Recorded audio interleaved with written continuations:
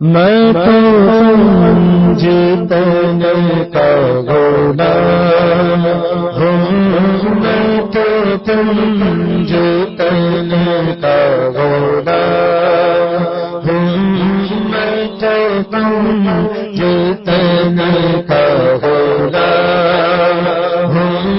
میں تو جتن کا غلام ہوں، میں تو جتن کا غلام ہوں، میں غلام خیر انام ہوں، میں غلام ہوں، میں تو جتن کا غلام ہوں، میں تو جتن کا غلام ہوں، مجھے عشق ہے تو خدا سے ہے، مجھے عشق ہے تو رسول سے میری منہ سے آئے، مہک سنا تو میں نام لوں تیرا جھوم کے، میں تو جتن کا غلام ہوں، میں تو جتن کا غلام ہوں، ہوا کیسے وہ سر چنا جہاں عشق ہو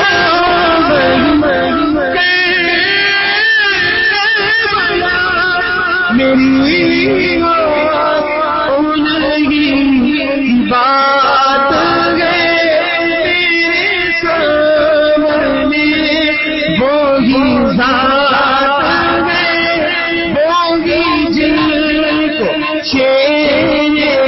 خدا کہے، جینے باب صلی اللہ کہے، وہی جن کو نام علی کہے، وہی سنتا ہے، میں تو خام ہوں، میں تو جتن کا غلام ہوں، میں تو جتن کا غلام ہوں، میں غلام ابن غلام ہوں، میں تو جتن کا غلام ہوں۔ 7 ستمبر 1974 کو وہ تاریخ ساز دن تھا کہ اس دن پاکستان کی قومی اسمبلی نے متفقہ طور پر یہ قرارداد پاس کی کہ قادیانی غیر مسلم اقلیت ہیں، قادیانی ہو خواہ وہ کوئی ایسا شخص ہو جو حضور نبی کریم صلی اللہ علیہ وسلم کو آخری نبی نہ مانتا ہو، ہر وہ شخص جو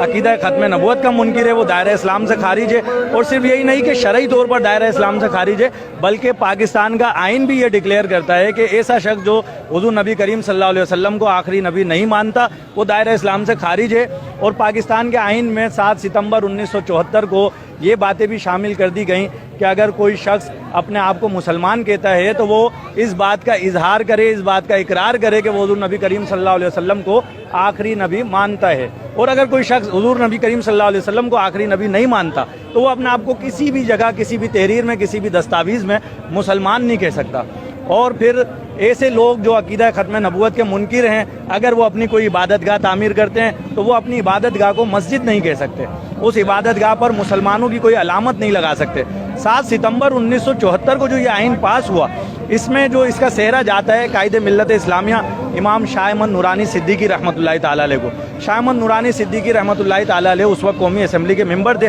شاہ احمد نورانی صدیقی علیہ رحمٰن نے اپنی کاوشوں کے ذریعے اسمبلی میں قرارداد پیش کی، اور اس قرارداد کو جب پیش کیا گیا تو اس پر اپوزیشن کی طرف سے 37 اراکین کے دستخط تھے، یعنی کہ 37 اراکین اس قرارداد کے پیش کرنے کی تائید میں تھے۔ اور پھر جب متفقہ طور پر اس قرارداد کو منظور کرانے کا مرحلہ آیا تو شاہ احمد نورانی رحمۃ اللہ تعالی علیہ نے اپنے رفقا کے ساتھ مل کر اس وقت کے وزیر اعظم ذوالفقار علی بھٹو سے ملاقات کی، اور بھٹو صاحب کو بھی قائل کیا کہ عقیدہ ختم نبوت کے تحفظ کے لیے آپ بھی اپنا حصہ ملائیں اور اس قرارداد کو منظور کرانے میں ہمارا ساتھ دیں۔ اور پھر 7 ستمبر کو جب قرارداد پاس ہوئی تو یہ ڈکلیئر کر دیا گیا کہ قادیانی غیر مسلم اقلیت ہیں۔